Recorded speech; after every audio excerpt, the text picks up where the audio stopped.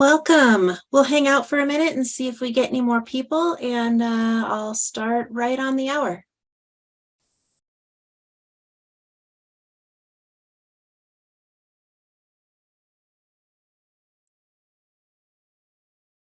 Right. Hi there. It looks like a few more people joined us. For those who don't know, I'm Bobby DeMontney. I'm the Montana Library Network Technical Support Librarian, and this is our second Tiny Tech training in the MSL Learn series. I am accompanied by Colette Barteau, our CE coordinator, who will be helping to moderate and make sure you get your evaluation link at the end. We will start broad and then narrow it down to more specific things. And this one's going to go fast, so try to stay sharp. So starting broad, what is ASPeN? ASPeN is an acronym for Access to Services, Programs, and E-Networks. This product provides a variety of services for Montana's library community. Members of the public can search ASPeN to find a nearby library or learn more about their local library. And ASPeN users can update their library's information, enroll in certain services, keep track of their continuing education, and complete paperwork required by the Montana State Library. If you need help, there are a couple of places you can go. You can find a help desk link at the bottom of the pages in the Services to Libraries sections on our Montana State Library website. And you can also find help from within ASPeN on the sidebar. There's a spot to get help, or there's the big yellow question mark right there that can also be clicked on to take you to the help desk ticket. And once you're there, MSL staff can help you. You may have noticed that we've had a little change here. It says continuing education up on this corner instead of services. So now you can click on that link to get straight to your continuing education. But if you click on that and it doesn't look right, there's a chance you probably weren't logged in. You have to be logged in order for that to bring up any of your information. And if it reroutes you to a login page and you log back in, you will then want to use the links on the sidebar, either the education link here or continuing education on the right. And that will still get you where you're trying to go. So now we'll talk about logging into ASPeN for the first time with Okta. First, you will go to the ASPeN homepage and click Login. Then you'll be directed to a sign in section, and you'll want to scroll to the very bottom of this long narrow box and click Sign Up if you don't already have the account. And once you've gone through those steps, you will get a notification that they sent you a verification email, and then you have to check your email to finish signing up. So I have a 2.5-minute video that will show you that whole process from start to finish. On the ASPeN homepage, click the Login button on the right-hand side of the screen. You will be directed to a sign-in registration page.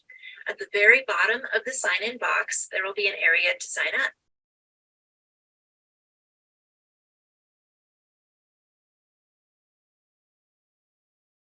You will be prompted to sign up with a unique email and password.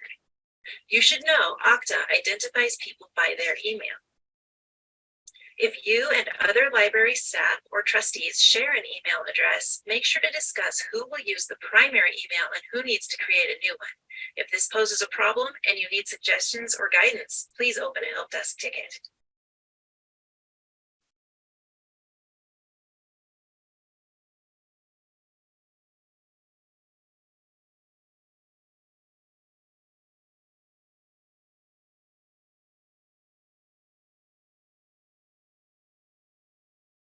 Once your credentials have been accepted by the system, you should see a verification that the email was sent.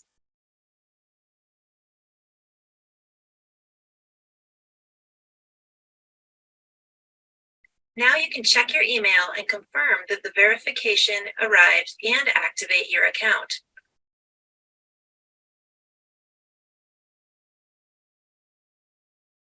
Depending on your settings and other details, you may have to check your spam or junk mail to find this email.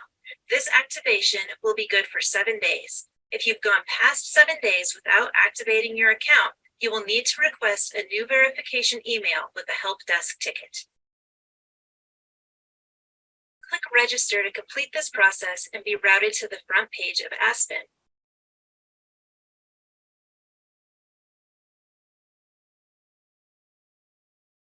Once you're on the front page of ASPeN, make sure you're logged in.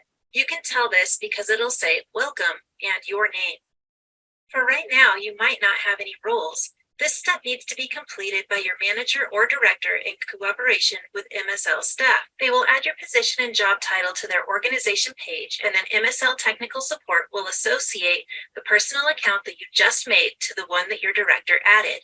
At that point, the process will be complete and you will gain access to the rest of the features in ASPeN. It doesn't always look quite like that. Some exceptions to that rule can be if you have more than one Okta account already for other government things, or state employees might look a little bit different. And I've also encountered it where it can be kind of funny if you have created an ASPeN account and then instead of recovering a lost password, you create a new ASPeN account and then you get multiples in there, and it can look a little different from that example. But by and large, it should look something like what you just saw there. If you have gone through that process and you're still having trouble, please do open up a ticket with me. Additionally, I will hang out beyond the set time for this training after the recording for some one-on-one help if there's something that comes up that you have questions about that doesn't look like the type of thing that I'm showing you. All right, so the main page on ASPeN provides 6 blocks for navigation. The events and the CE have so much in them that those will be their very own training. And today we're going to focus on the organizations, positions and people, and committees. So we'll start with organizations. In organizations, once you click on that, it pulls up a alphabetized list of all of the different organizations. And as you can see here, they're linked. And there's a breakdown of where they're located and what type of organization it is.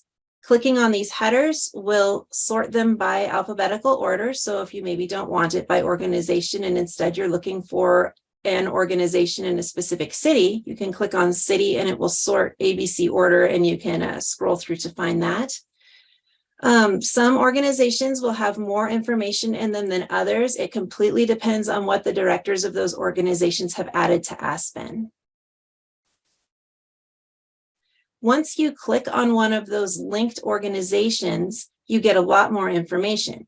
So along the top here, there's a lot of different links. These link to other areas within the page further down.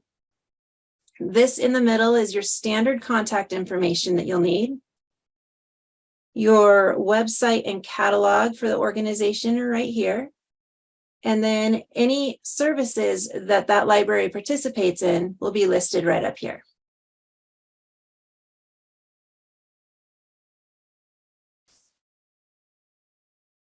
And now looking at positions and people,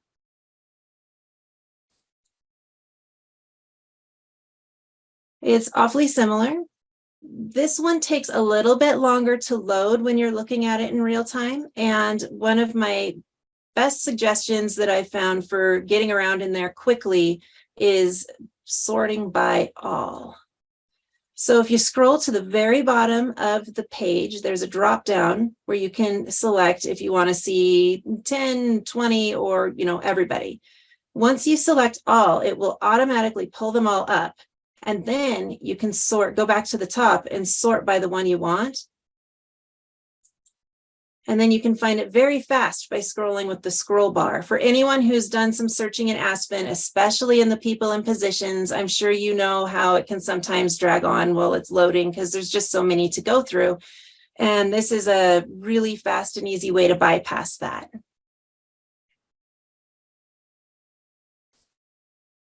As you're scrolling down, you can see the different people and you'll see more than one. And I'm using myself as an example here. I am a committee member and I am also an employee. And when you find the person you want and click on it, you can get more information, how to contact, the email, all the good stuff that you need in order to reach somebody.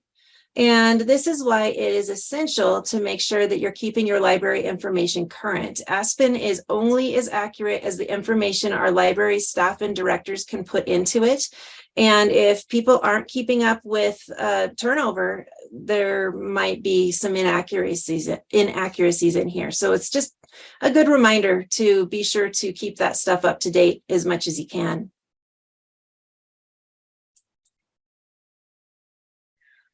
So another thing I want to show you is the position search. So in this example, let's say someone took a message for you and they let you know that you needed to call Tracy at the state library, but maybe they didn't take down their phone, Tracy's phone number or any other contact information. Thankfully, you can just plug in the name of the person and where they work, and it will come up, it will be linked, and you can click on that to get the information that you need. There is also the advanced search available, and with this, you can find more information based on the position of the person, their title, even their dates that they began and ended working for a specific institution. And there are some minimal reporting features in here. So in this case, I'm showing you how I looked up directors with the responsibility type of courier statistics. And when I searched for that, it showed me there were 755 people who met that particular criteria.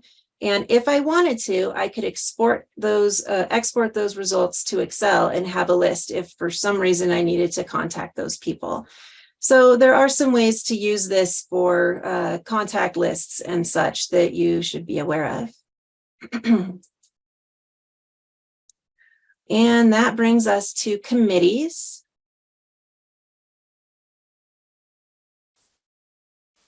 So clicking on committees will take you to the page with all of the linked committees here. This has information about each committee when you click into it, and there's a sidebar with even more information about the committees. So in this case, you can see on this page, there's their main home that we're on. It shows the members, the dates of upcoming meetings, the different meeting materials, meeting recordings, and statutes archive, the membership list, and how to serve with that committee. Some of these pages are more in-depth than others. It just depends on how long that committee has been going and how many people are on it. And that will kind of dictate the level of detail when you get in there.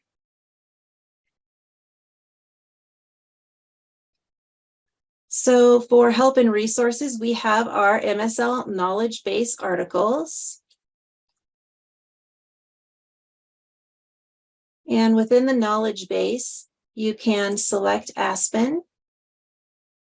And there's all sorts of help guides to help you get through some of these different search methods that I showed you, initial logging in. In the beginning, when I talked about login recovery, if people make more than one account, it makes it a little funny. There's a guide right here to tell you how to recover your previous login so you don't have to make a second account. And then for those of you that are managing either directors or a proxy or an assistant director, along those lines, there's all of that information that you need in order to keep your ASPeN information current for your library.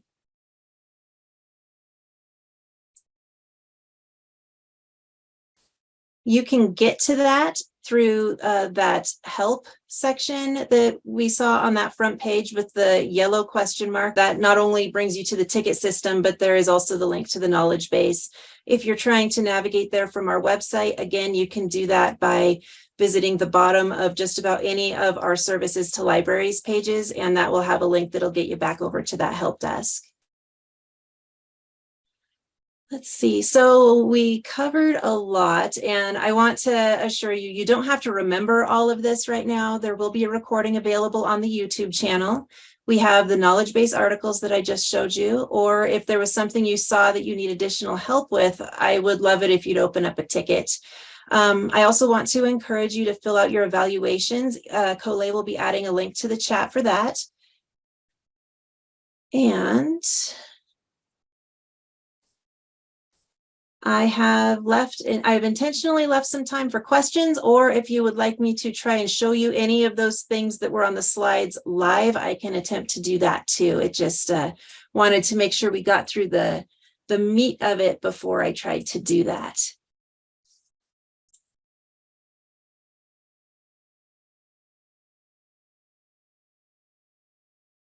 And you can feel free to add any questions to the chat. And while I wait for that, I will go ahead and drag this over and just show you a couple of those things live. So anywhere that you happen to be, all you have to do to get home is that search ASPeN. And then you're back at the beginning.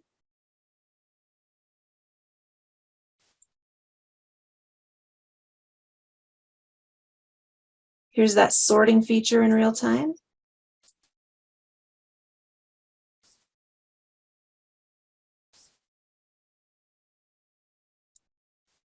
And this is how quickly the all button can populate things. As you can see, there's a ways to go, but I can drag that scrolling bar all the way down. I don't want to make anyone seasick, but I can find anything that way just by browsing a lot faster than the usual search. Although if you are trying to find something very specific, it doesn't hurt to try to use the search. It can take a minute sometimes.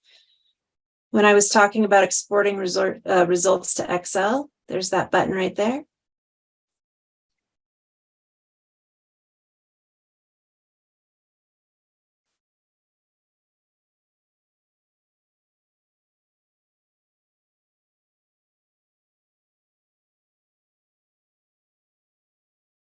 And again, with positions and people. At the bottom here, this is where you can find the link to use the legacy search.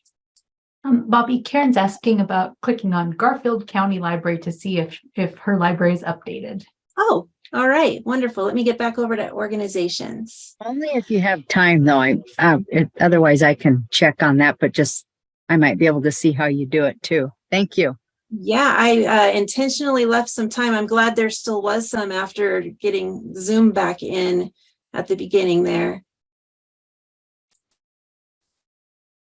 All right, guys, if you do not like to see the scrolly, close your eyes. I have to get down to the G's. There.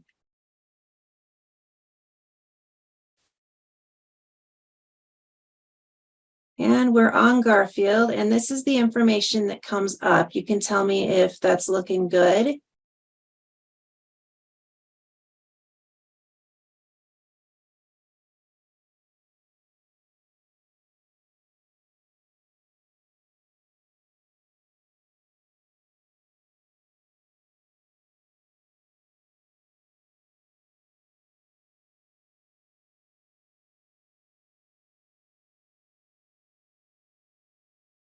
It's like it's been a little bit since it's been updated, but some of this information doesn't change. But staff and board members often do, so that might be something to look at. Just a couple things we might need to fix up, but nothing too. I'm sorry, you came through so quietly. I did not catch what you said there. Oh, looks like there's just a couple things that nothing very major though. So, but thanks a lot for checking, and we'll go back in there and get that handled. Thank you. Yeah, you bet. Since I have admin level access, you're probably going to see something very similar to what I've got here. You should be able to just edit your staff from there. And also you can do that from your user home. On my sidebar, I have a whole bunch of extra things that you won't see, but under your user home, you should be able to see your own library and how to update that. Does anyone else have a question since you've got me?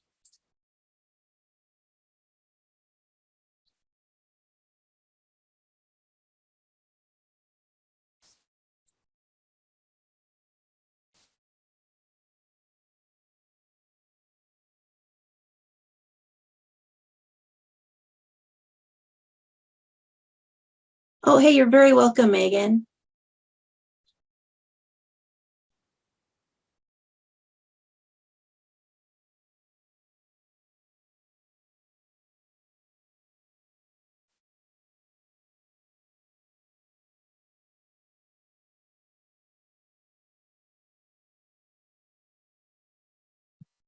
Now I'm just demonstrating some of the things that I showed you on the slides, but if you have something that you think of, please do feel free to ask. We're scrolling again.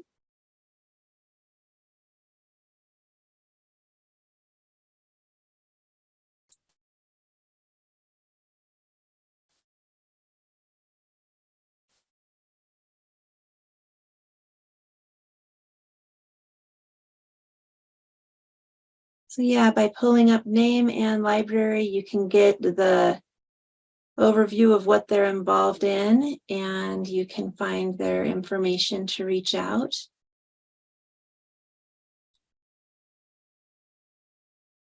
Bobby, one of the things you mentioned I thought was really interesting is, being able to export some of those contacts and lists to an Excel file. That was something I wasn't aware of, and I could see where that could come in really handy if you want to just make a quick contact list, even for your own library, or if you want, I thought that was really interesting. I think really helpful idea too. Okay, sure. So let's see.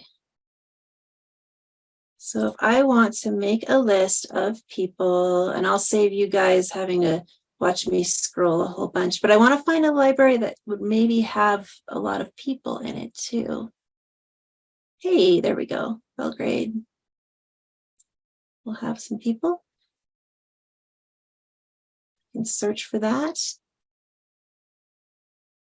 Oh, loaded kind of fast. And then export the results to Excel.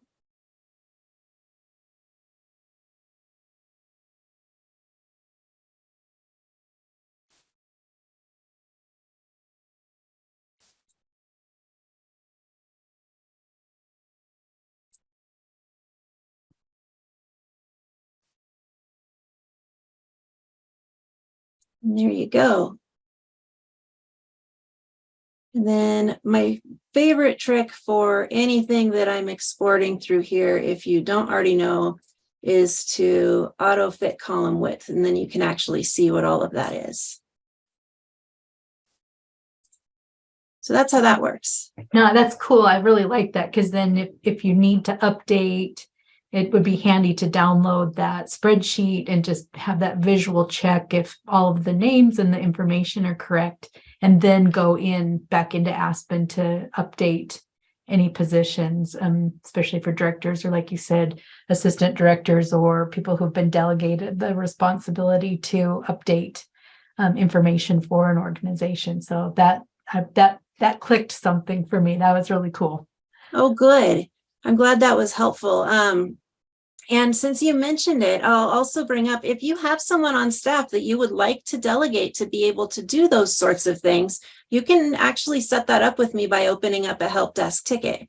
It doesn't have to be the director. It could be your assistant director, or there's other people that are managers or supervisors or anything else who might be someone who would be adding different employees or staff. So if that's something that works well for your agency, please let me know.